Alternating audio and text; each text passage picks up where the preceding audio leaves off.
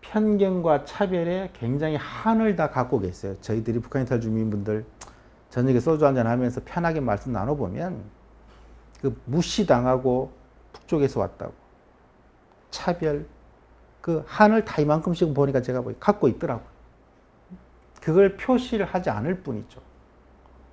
대부분 갖고 있습니다.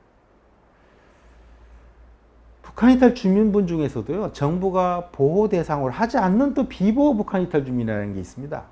사실은 정부가 다 지원하는 게 아니에요. 이분들은 주민등록증만 받고 딱 사회에 나와요. 지금 이분들이 비율이 상당히 많습니다. 최근에 오신 분은 10% 이상이 비보호로 정착금도 얻고 교육 혜택도 그냥 나오는 분들이 있어요. 이분들은 더 어려움을 겪습니다. 북한에서 고문을 당하고 장기간 감옥에 있었고 인권 침해를 당한 분들은 여기 와서도 그 정신적인 신체적인 후유증으로 상당히 힘들어하세요. 근데 여기에 대한 정부 차원의 지원 그렇게 마땅치 않습니다. 제가 있는 북한인권정보센터에서 유엔 고문기금이라는 걸 저희들이 받아서 상담사 복지사들이 이 부분에 일정한 지원을 하고 있고 정부 측에서 운영하는 하나센터에서도 일정한 도움을 주고 있지만 그렇게 충분하다고 보기 어렵습니다. 기환에서 오신 국군용사나 납북자분들의 삶은 만족스러울까요? 북한 이탈 주민보다는 높은 지원을 받기 때문에 더 나은 삶이 있지만 모두 만족스럽지는 못한 측면이 있을 겁니다. 그러면 이 부분에 누가 도움을 줘야 될까요? 저는 앞에서 말씀드렸듯이 우리 대한민국 사회, 정부가 할 수 있는 영역은 제한되어 있기 때문에 우리 대한민국 일반 시민들의 역할이 훨씬 중요한 거 아니냐 그런 생각을 갖고 있고요. 북한 이탈 주민들의 대략적인 특성이나 규모를 좀 제가 설명을 드리겠습니다. 2022년 3월 기준으로 34,000여 명이 와 있다 그랬지 않습니까? 근데 1948년 남북한 분단되고 49년, 50년 6월 25일 전까지 북한 이탈 주민 통계가 잡혀 있고요. 전쟁 시기 3년 동안은 북한 이탈 주민이라고 하지 않았습니다. 그때 몇백만이 내려왔지만 실향민이라고 하고요. 6.25 전쟁이 끝나고 휴전협정 이후부터 다시 북한 이탈 주민 통계를 내거든요. 1990년까지 거의 40년 넘게 한국에 온 탈북자분은 600명 정도였습니다. 사실 607명이었어요. 1년에 10명, 15명 이 정도 왔다는 이야기죠. 평균적으로. 이때는 국방부에서 이분들을 담당했습니다. 월남 기순 용사라고 불렀어요. 왜요?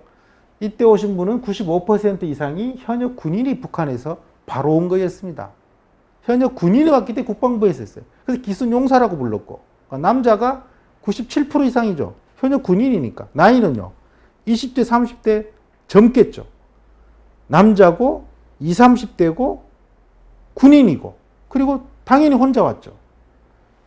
군사분 개선적에 근무서던 군인이 무슨 사정이 있어서 남쪽으로 왔는데 가족 데려왔겠습니까? 20, 30대의 젊은 군인 남성이 대표 집단이었습니다.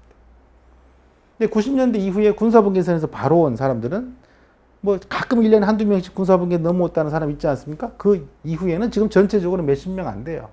90년 이후는 군사분 개선이 아닌 중국을 통해서 해외를 통해서 들어오고 있습니다.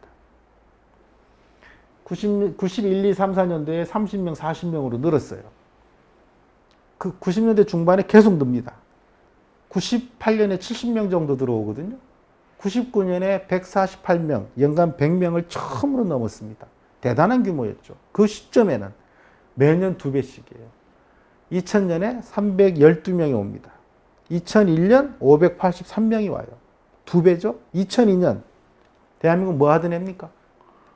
월드컵 하던 해죠. 그 해 1039명이 들어왔습니다. 99년에 100명을 넘었는데 3년 만에 1000명을 연간 1000명을 돌파합니다. 2006년 4년 뒤에요. 2000명을 돌파합니다. 1년에 들어오는 숫자가요. 2009년에 2917명, 3000명 밑자락까지 깝니다. 연간이 한 해 3000명 가까이 왔다 이 말이에요. 전체 누계로는 90년대에 1000명을 겨우 넘었는데 2007년에 10,000명을 넘고 3년 뒤에 2010년에 2만 명을 돌파합니다. 누적 규모가요. 2009년에 2,900명, 그 뒤에 2,700, 2,400 조금 감소합니다. 그런데 2012년 김정은이 등장한 이후에 1,500명으로 절반이 탁 감소해 버립니다. 그리고 1,400, 1,300, 1,200 매년 100명씩 줄었어요. 그래도 2019년까지는 1,000명이 넘었습니다. 근데 2020년 1월 코로나가 발생하죠. 북한은 중국과 국경, 조중 국경을 완전히 봉쇄했습니다. 1월 달에. 북한 주민이 국경을 넘을 수 없죠. 2019년에 1,000명이 넘었는데 2020년에 229명이 왔습니다. 5분의 1밖에 안 되죠. 2021년 지난해요. 63명 왔습니다. 60명. 2022년 1분기까지 11명 왔습니다. 금년 지금 1분기 11명. 금년에 아마 50명 넘기 어려울 겁니다. 작년에 60 몇 명, 금년에 50 몇 명. 이건 1994년 5년에 입국한 숫자 비율입니다. 3,000명 가까이 오던 사람들이 뚝 떨어진 거죠. 이건 코로나 사태, 국경 봉쇄 여러 가지 이유가 있는 거죠. 전체적으로는 3만 명이 넘지만 여성이 72%를 차지합니다. 남성은 28%밖에 안 돼요. 어떻게 북한의 인구 비율은 남녀 50대 50 정도 될 건데 어떻게 여자가 이렇게 많습니까? 그 이유가 있어요. 탈북자분의 대다수는 90년대 고난행군으로 아사 사태가 왔을 때 중국으로 탈출한 탈북자들이었습니다. 중국으로 수십만 명이 목숨을 걸고 식량을 구해서 중국에 와 있었는데 그분들이 남한 사회가 중국에는 이미 알려진 조선족 사회 한국 TV 다 보지 않습니까? 중국에 와서 대한민국의 현실을 알고 그분들이 한국으로 대거 들어와서 아까 말씀드린 매년 2배씩 증가된 것이거든요. 그런데 중국으로 탈북한 북한 주민의 절대 다수가 여성이었습니다. 그래서 지금 국내에 와 있는 북한 이탈 주민의 모집단은 북한 주민의 모집단이라기보다는 재중 탈북자가 모집단이었다는 거거든요. 재중 탈북자는 90% 이상 여성이에요. 왜? 일단 북한에서 여성들이 남성보다는요, 이동하는데 통제가 조금 덜 합니다. 남성들은 직장에도 있고, 이동이 좀 어렵죠. 여자가 조금 낫고, 더 중요한 이유는 90년대 한중 수교 이후에 중국에 있는 우리 조선족 여성들요, 우리 시골 농촌 총각 장가 못 간다고 해서 대거 우리 농촌으로 시집 오는 정책을 썼죠. 실제 그래서 많은 분들이 시집 오고 우리 농촌 총각들 상당히 많은 부분들이 중국 조선족 분들하고 혼인을 했지 않습니까? 근데 사실 이런 정책 정부가 하면 안 되는 거예요. 왜요? 중국 조선족 처녀 한국으로 시집 와서 한국 농촌 총각은 결혼을 했는데 그러면 중국 조선족 사회에 남아있는 총각은 누구하고 결혼합니까? 조선족 처녀 한국으로 와버리면 총각은 조선족 총각은 누가 결혼하라는 거예요? 한족들 여자 많으니까 한족하고 하면 되죠. 이렇게 말할 수 있지만 그거는 맞지 않는 말이에요. 중국은 한 자녀만 두는 정책을 해왔습니다. 중국 한족들은 무조건 한 명만 아이를 낳은 거예요. 지금은 2명 낳는 경우도 있지만 1명만 낳습니다. 소수민족 우대 정책으로 소수민족은 2명씩 놓을 수 있어요. 그러니까 조선족은 아들과 딸이 집안에 다 있지만 한족은 딸이면 모두 무남동녀인 거예요. 주류 사회인 한족의 외동딸을 소수민족인 조선족 남자에게 시집 보낼 중국 부모가 얼마나 있을까요? 결과적으로 중국 조선족 사회의 노총각 문제가 심각해졌습니다. 우리 농촌의 노총각 문제를 일정 부분 해소하는 대신 중국의 조선족 사회의 노총각 문제가 심각해졌다 이 말이에요. 근데 참 역사의 아이러니입니다. 북한에서 굶주리고 식량이 없어서 생명의 위협을 느끼는 북한 여성들이 그것이 인신매매든 서로 동의에 의했든 서로 합의에 의한 것이든 어떤 형식이든 다양하게 중국으로 넘어가서 그 빈자리를 사실 메꾸어 들어가기 시작했습니다. 초기에는 조선족 사회였지만 점차 중국도 한족 사회에도 그런 농촌 지역에는 그런 문제가 많이 있었거든요. 그런 경우가 매우 높았기 때문에 여성의 비율이 굉장히 높았던 겁니다. 마음 아픈 이야기죠, 사실은. 그분들이 한국으로 많이 들어오면서 성 비율이 차이가 난 겁니다. 전체 입국자 규모 비율이 이렇게 지금은 뚝 떨어졌다는 거죠. 분포도가 올라가다가 다시 떨어지면 지금의 수준은 1990년대 초반 수준으로 올라갔다가 지금 뚝 떨어져서 90년 초반 수준을 맞추고 있는데 이것이 다시 이렇게 올라갈 가능성이 있느냐? 별로. 지금 남북관계나 조중국경 통제 상황을 보면 그렇게 높은 수준 올라가긴 어렵다는 것이 전문가들이 공통된 평가입니다. 이분들이 어디서 왔을까요? 함경북도가 절대적 비율이죠. 나머지 양강도고요. 양강도, 함경북도, 함경남도가 가장 비율이 높습니다. 왜요? 이곳이 중국과 특히 두만강, 강을 건너가면 조선족들이 살고 있는 두만강을 접하고 있는 지역입니다. 조중국경이라는 거죠. 이 조중국경에 있는 분들이 두만강을 넘어가서 조선족 사회의 도움을 받고 피난처를 구했다 이 말입니다. 물론 평양이나 다른 지역에서도 오신 분들이 일정 비율은 있지만 절대적인 비율은 조중국경 지역에서 온 거다 이런 이야기죠. 지금 어디에 살고 계실까요? 인천, 경기, 서울 비율이 월등히 높죠. 경기도가 제일 많고 서울, 인천이에요. 북한 이탈 주민들은 현재 대한민국 전국의 인구 분포와 비슷하게 거주하고 계신다고 보시면 됩니다. 우리 수도권 인구 비율이 60, 70% 되잖아요.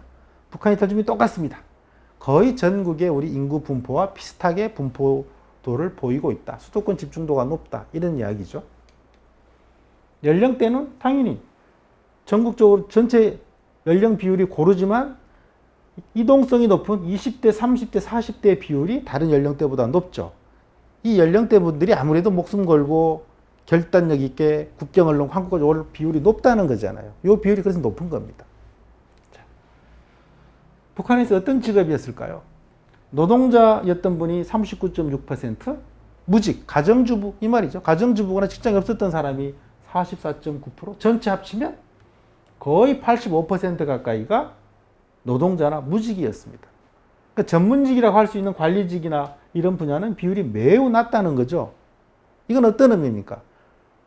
한국이 훨씬 선진화된 사회에서 북한에서 전문직, 관리직이었다고 해도 한국에서 전문직이나 관리직을 가기가 쉽지 않았을 텐데 85% 정도는 협동농장의 노동자, 농민이거나 무직이었다는 겁니다. 그러니까 한국 와서도 이것을 탈피하기가 쉽지 않았을 거다. 이런 의미인 거죠. 북한에서 학력, 북한은 고등학교까지는 의무교육이니까 70% 가까이는 일단 중학교 졸업한 거예요. 대부분 학력은 고등중이 기본인데 대학 졸업생 비율이 높지 않죠. 북한에서는 10% 이상 정도가 대학을 가거든요. 사실 우리 북한 이탈 주민 학력 분포, 직업 분포, 연령 분포요. 출신 지역만 함경도, 양강도 비율이 높은 거지 다른 조건들은 북한 전체 주민하고 거의 비슷합니다. 한국에 있는 탈북자분들 중에요. 군대 갔다 온 비율 북한 전체 주민 비율하고 똑같습니다. 당원 비율도 북한 전체 주민하고 거의 비슷해요. 그러니까 출신 지역과 성비만 북한 전체 주민하고 차이가 날 뿐 다른 것은 거의 대표성 갖고 있다는 겁니다. 그럼 한국에서는 어떤 수준으로 살고 있을까요? 가장 기본적인 게 생계급여 수급률입니다. 무슨 말이냐면 기초생활수급 대상자라고 하지 않습니까? 한국에 직장을 갖고 있지 않거나 생활이 어려우면 정부에서 기초생활수급 대상자로 지정을 해서 일정한 생계 지원을 합니다. 근데 북한 이탈 주민은 법률에 따라서 5년 동안은 직장을 갖지 않으면 통계적으로 기초생활수급 대상자가 되도록 돼 있어요. 근데 그 비율이 2008년, 2009년, 2010년 50%가 넘었습니다. 근데 점차 지금 낮아져서 2021년에는 22% 정도로 낮아지고 있죠. 점차 북한 이탈 주민의 기초생활수급 대상자 비율이 낮아지고 있어서 한국에서 기초생활수급 대상자가 아닌 자신의 능력으로 자신의 경제력을 갖고 사는 분이 많다.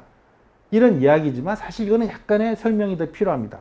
왜냐하면 2019년, 2020년, 2021년 이 시기에 국내 들어온 입국자 수가 굉장히 감소했다고 했죠. 비율이 낮아진 것은 직장을 많이 잡아서라기보다는 이 시점부터 입국자가 매우 감소했기 때문에 이 비율도 자동으로 낮아진 겁니다. 초중고등학교에 지나간 학생들이 학교를 중간에 포기하는 비율 2008년에는 10%가 넘었습니다. 점차 낮아져서 2021년에는 1% 정도로 매우 낮아졌죠. 학생들이 학교 적응률이 훨씬 높아졌다는 말인 거죠. 이거 굉장히 긍정적인 효과입니다. 일선학교에서 많은 노력을 하신 거죠. 하지만 여기에도 조금 더 생각해 볼 부분이 있습니다. 뭐냐면요. 북쪽에서 인민학교 다니다가 우리 초등학교 가야 할 아이들은 거의 100% 우리 초등학교 가서 적응합니다. 어릴 때 올수록 적응력이 높습니다. 중학교 과정에 가야 하는 아이들도 웬만큼 중학교에 가고 일부는 대안학교에서 학교를 다닙니다. 근데 고등학교 과정에 가야 할 아이들의 상당수는요, 정규학교에 가지 못합니다. 왜? 그 정도 나이가 되면 우리 고등학교에 가서 적응 쉽게 하지 못하거든요. 그러니까 대안학교를 가든지 아예 학교를 포기하고 검정고시를 가고 이런 학생 비율이 굉장히 많아요. 무슨 말이냐면 이 초중고 중단율은 고등학교에 가고 중학교 간 학생이 가서 중간에 포기한 비율만 보여주는 거지 아예 처음부터 한국 정규고등학교에 안 간 학생들 그런 여기에 포함이 안 돼 있다는 이야기예요. 그러니까 1.2%만 초중고를 중단한 것이 아니라는 겁니다. 이 통계 잡히지 않는 숫자가 상당수 있다는 이야기죠. 자, 그러면 경제활동 수준은 어느 정도일까요? 경제활동 참가율이라는 통계가 있죠. 우리 고용률, 실업률 전반적으로 경제활동 참가율이 굉장히 높아지고 있습니다.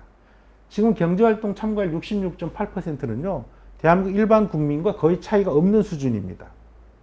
고용률도 큰 차이 없어요. 실업률, 과거에 북한 이탈주민 실업률은 일반 국민보다 3배, 4배 높았습니다. 근데 현재 실업률은 굉장히 일반 우리 대한민국 국민들하고 비슷한 수준에 와 있습니다. 하지만 실제 근로소득은 평균 대한민국 국민들의 근로소득의 3분의 2 수준입니다. 고용 안정성은요, 직장에서 정규직 비율 일반 국민보다 3분의 2가 안 됩니다. 일용직, 임시직 비율 일반 주민보다 훨씬 높습니다. 이게 무슨 말이에요? 일단 취업하기는 더 어렵다. 근데 취업을 해도 정규직에 갈 비율은 남한 국민보다 훨씬 적고 임시직 비율은 훨씬 더 높고 월급은 일반 국민들의 3분의 2 수준을 받고 있다. 이런 이야기입니다. 경제 수준이 높을 수 없다는 거죠. 왜 왔느냐? 2000년 이전 시기 보세요. 배고파서 왔다는 게 60% 이상입니다. 하지만 최근에 올수록 그 비율이 한 자리 숫자 밑으로 떨어졌습니다. 최근에 오는 분은 배고파서 온 분 없다고 할 수 없지만 매우 적습니다. 절대 다수는 자유를 위해서 감시를 피해서 또 먼저 온 가족하고 함께 살기 위해서 또는 자녀한테 좀 더 좋은 교육계를 제공하기 위해서 이런 식으로 변화됐다는 거예요.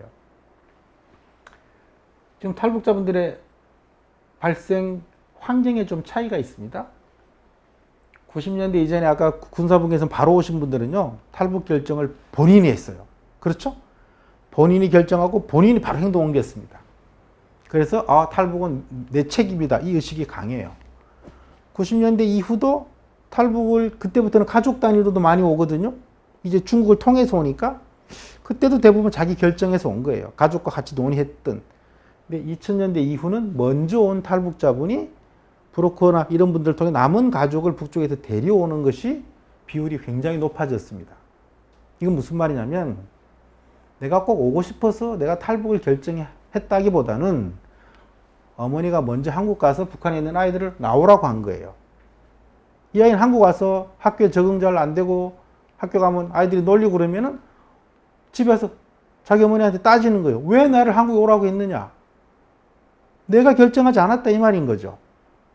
그 전에 자기 책임으로 오신 분들은 여기서 좀 안 입고 더럽고 한 맺힌 일이 있어도 내가 결정한 거기 때문에 참는 힘이 더 강합니다. 하지만 내가 결정 안 하고 오라고 했잖아. 언니가 오라고 했잖아. 아버지가 오라고 했잖아요. 삼촌이 오라고 했잖아. 친구 네가 오라고 했잖아. 이런 분들은 그 책임성이 더 낮아요. 그래서 적응력에도 더 어려움을 겪게 되는 측면이 있습니다. 자, 지금 남성들 감소하고 있고 지금 해외에서 들어오는 루트가 사실 이거 해외 루트는 잘 공개되지 않는 것들인데요. 예전에 중국, 몽골, 동남아시아 이런 곳에서 여러 곳에서 나누어 들어왔는데 최근에는 중국에서도 한국을 입국을 허용하지 않고요. 몽골에서도 거의 사라졌고요. 지금 동남아시아 이런 국가들이 아니면 한국으로 들어오기가 대단히 어려워졌습니다. 조중 국경을 넘는 것도 어렵지만 국경을 넘어와도 한국으로 오는 경로가 대단히 어려워져 있다. 그런 겁니다. 좀 더 말씀드리면 성인들만 오고 있는 게 아니고 고아도 부모 없이 오는 아이들도 또 한부모 가정에 있는 아이들도 많이 와요. 특히 아까 말씀드린 탈북 여성들이 중국에서 어떤 이유든 또는 불가피하게라도 결혼 생활을 유지하고 살아오신 분이 많기 때문에 그 사이에서 자녀들이 태어났어요. 중국 조선족이나 한족 남성과 탈북 여성 사이에 주로 태어난 아이들이죠. 이 아이들이 중국에 지금 몇만 명 있다고 되어 있습니다. 최근에 탈북 청소년이라고 한국에 들어오는 아이들은 북한에서 태어난 아이는 잘 없고요. 대부분이 중국에서 태어난 아이입니다. 지금 탈북 대안학교 가보면요. 북한에서 태어난 아이 몇 명 없어요. 대부분 중국에서 태어난 아이입니다. 근데 이 아이는 북한에서 태어난 아이하고 법률적 지위가 달라요. 북한에서 태어난 아이만 북한 이탈 주민이고 이 아이는 대학까지 특례 입학이 될 수 있고 학비도 면제입니다. 근데 중국에서 태어난 아이는 북한 이탈 주민이 아니에요. 그래서 특례 입학, 대학 학비 면제 이 조건이 아니에요. 그냥 다문화 정책의 지원은 받을 수 있지만 다릅니다.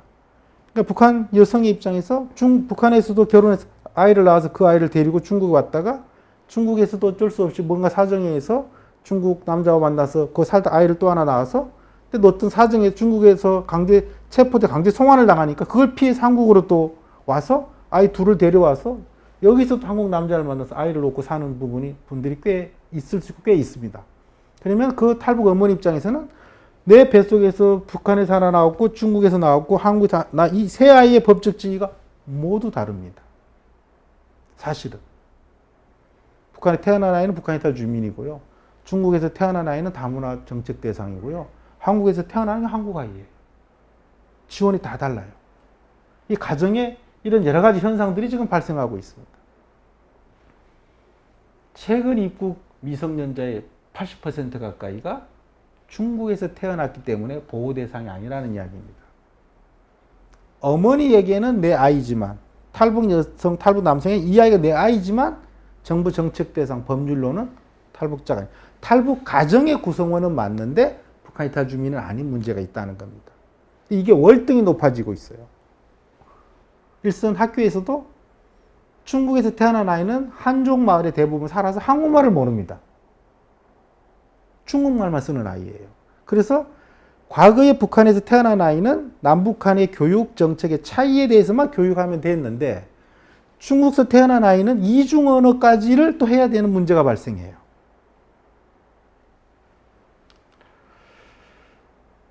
청소년들 초중고에 2,500명, 대학에 1,500명 있다 그랬지 않습니까? 또 여러 가지의 대안학교가 있어요. 이 아이들을 위한. 그렇지만 적응에 어려움이 있죠. 당연히 학습 잘 따라가기 어렵겠죠. 북한에서 다른 걸 배웠지 않습니까? 동료 관계도 그렇게 원활하지 않은 경우가 많습니다.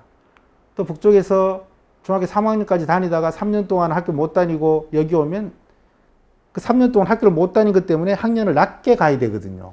그럼 나이 차이가 나서 또 갈등이 생겨요. 부모하고도 세대 차이가 많이 나는 문제가 있습니다. 자, 이렇게 되면 정부는 학비 인정해주고 북한에서 학교 졸업했으면 졸업장을 인정해주고 민간에서 이러이러한 활동을 하고 있지만 이걸로 충분하지 못한 문제가 있다는 거죠. 일반적으로 북한 이탈 주민은요. 해외에서 우리 보호 요청하면 우리 대사관에서 임시 보호 조치를 할 수 있는 곳에서는 합니다. 중국에서는 할 수가 없고요. 그리고 한국에 들어오면 국정원에서 기본적인 조사를 짧게 마치거든요. 그러면 통일부에서 운영하는 하나원이라는 시설로 가서 3개월 동안 사회 적응 교육을 받습니다. 그 적응 교육을 마칠 때 정부에서 이 사람을 정부 예산으로 보호 대상으로 정착금 주고 임대 아파트 주고 지원할 거냐 하지 않을 거냐를 심사하는 과정이 있습니다. 그 중에 아까 지금 최근에는 10% 이상이 보호를 못 받고 주민등록증만 갖고 나와요. 여기 보호 대상으로 되면 이제 하나원 교육을 3개월 마치고 사회로 나올 때 임대 아파트를 가족 수에 따라서 제공합니다. 정착금도 액수가 많지 않지만 정착금 일부를 받아요. 그리고 취업을 의무적으로 시켜주진 않지만 취업을 알선해 주는 걸 하고요. 직업훈련은 1년 정도 받을 수 있게 해주고요. 의료 일종 보호 혜택을 줍니다. 그리고 학교는 대학까지 학비가 면제고 특례, 그러니까 주거, 의료, 교육, 직업훈련, 이 기본적인 것들은 정부가 제공하는 거예요. 하지만 의무 고용을 하는 거 아닙니다. 정부에서 나름대로 취업이나 신변보호를 하는 담당관들이 또 정해져 있어요. 또 하나원 마치고 지역사회로 나오면 전국에 25개의 하나센터라는 게 있거든요. 서울에 4개, 경기도 6개, 나머지 광역시도 하나씩 있습니다. 이곳에서 초기 적응을 지원하는 체제가 되어 있어요. 그러니까 이 정도 정부와 민간이 지원을 하고 있지만 사실 이 정부에 사고 있는 것들이 모두 만족스럽게 작동하지는 않는다는 거예요. 이렇게 사회 적응 교육도 하고 주거 혜택도 주고 정착금도 1인 세대면 800만 원, 2인 세대면 1,400만 원 이런 식으로 주거 장려금 제도도 있지만 충분하지 않다고 한다는 겁니다. 아까 말씀드린 의료 보호, 교육, 취업에 대한 특례를 갖고 있다고 했죠. 하지만 전반적으로는 실업률이 일반 국민보다 꽤 높고 범죄 피해자 비율도 높고 범죄 가해자 비율도 일반 국민보다 좀 높습니다. 생활이 어렵다는 이야기죠. 특히 차별이나 편견 이런 것들로 인해서 이 사회적 거리감, 정체성이 꽤 약화되고 제3국으로 다시 떠나거나 심지어는 북한으로까지 입국하는 사태도 꽤 발생해요. 정착의 어려움은 계속 이분들이 상당 부분 호소하고 있습니다. 제가 볼 때 이분들을 어떤 분들은 세금이나 축내는 존재다, 뭐 어떤 정치인은 배신자 그런 표현도 썼지만 대한민국 사회에 중요한 생산적인 기여를 할 수 있는 사람이다. 우리 국민으로서의 책임과 의무를 둘 다 이행해야 된다. 그런 식의 성격을 부여하고 도움을 주는 게 합리적이지 않을까. 그런 생각을 갖고 있고요. 하지만 마지막 말씀은 우리 북한 이탈 주민이 한국에 왔을 때 또는 해외 노동자 한국에 왔을 때 다문화 대상이 한국 왔을 때 빨리 적응해라. 아주 이게 우리 사회가 아주 공통되게 요구하고 있다는 거예요. 그렇지만 서로 다른 체제와 이념에서 교육받은 분이요. 한국 사회에 그렇게 빠르게 적응하기 어렵습니다.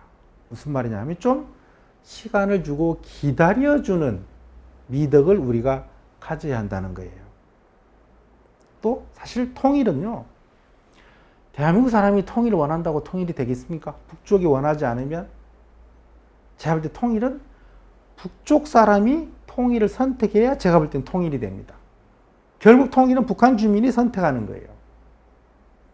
그러려면 지금 북한에 있는 주민들한테 대한민국이 매우 좋은 사회고 당신들이 통일되면 대한민국 사람들과 같이 높은 수준의 삶을 살 수 있다는 것을 보여줄 수 있어야 됩니다. 그런데 그 모습의 상징은 한국에 와 있는 북한 이탈 주민들의 삶의 모습이라는 거죠. 북한 이탈 주민들이 한국에서 일반적인 수준의 삶을 자유롭게 살아가면 우리가 통일 북한에 선전하지 않아도 북한 주민들이 야 통일되면 우리도 저렇게 살 수 있으니까 가능하면 우리도 통일을 선택하자 이런 입장을 갖겠죠. 하지만 북한 이탈 주민들이 삶이 고달프다면 통일도 이후에 자신의 모습이라고 생각할 거예요. 지금 최근에 북한 이탈 주민이 급격히 감소했다 그랬습니다. 단속도 세고 조중국경 봉쇄되고 비용도 많이 오르고 쉽지 않다는 거예요.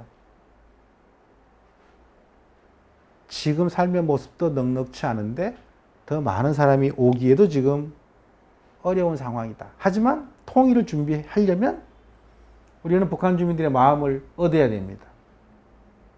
북한 주민이 통일을 선택해야 통일이 되겠죠. 우리가 선택해도 북한 주민이 반대하면 안 될 거잖아요. 북한 주민의 마음을 어떻게 얻을 수 있느냐? 북한이 굉장히 가난합니다. 우리가 다 알고 있어요. 굉장히 힘들게 살고 있어요. 소수의 특권층을 제외하면 모두 이렇게 살고 있죠. 가난하고 힘든 사람의 마음을 얻는 방법, 우리 다 잘 압니다. 어려울 때 손을 내밀어 줘야 되죠. 도와줄 수 있어야 하는 거죠. 북한이 통일을 선택해야 될 건데, 미래를 함께 할 사람, 통일은 미래죠. 우리가 미래를 함께할 사람을 어떤 기준으로 선택합니까? 대한민국 사회와 우리 대한민국 국민들이 그 미래를 함께할 사람의 선택 기준에 맞아야 되겠죠. 저는 북한 주민이 통일을 선택하고 대한민국이 그것을 반대하지 않는 상황이 되어야 통일된다고 생각합니다. 그래서 마지막으로 북한 이탈 주민들의 지금의 삶의 모습, 또 이분들의 삶의 모습을 높여주는 것이 대한민국 사람들이 할 수 있는 통일 준비의 제일 앞순위인 것 같다. 우리가 통일 준비 뭘 할 수 있을까? 사실 일반 시민들 마땅치 않거든요. 지금 직장에 같이 다니고 있는 동료, 지금 한 지역에 살고 있는 북한 이탈 지역 주민들, 한 학교에 있는 북한에서 온 학생들을 도와주는 것이 통일 준비에 맨 먼저 가장 쉽게 할 수 있는 것이 아니냐. 그런 말씀을 제가 드리고 오늘의 강의를 마치려고 하는데요. 북한 이탈 주민들의 삶의 모습, 또 그분들에 대한 이해, 그리고 누가 먼저 손을 내밀어야 될까? 결국에 통일은 북한 이탈 주민들이 북한 주민이 선택해야 하는 것인데, 그분들은 아마도 지금 한국에 살고 있는 북한 이탈 주민들의 삶의 모습을 보고 선택할 것이다. 또 이분들의 상당수가 북한 지역의 가족들한테 생활비도 보내지만 자신의 삶의 모습도 전달해주고 있기 때문에 아마 일반 시민이 할 수 있는 통일 준비는 북한 이탈 주민을 곁에 있는 분들을 도와주고 그들의 차별, 편견을 우리가 없애는 것이 가장 큰 준비가 아닐까, 그런 말씀을 드리고 싶습니다. 고맙습니다.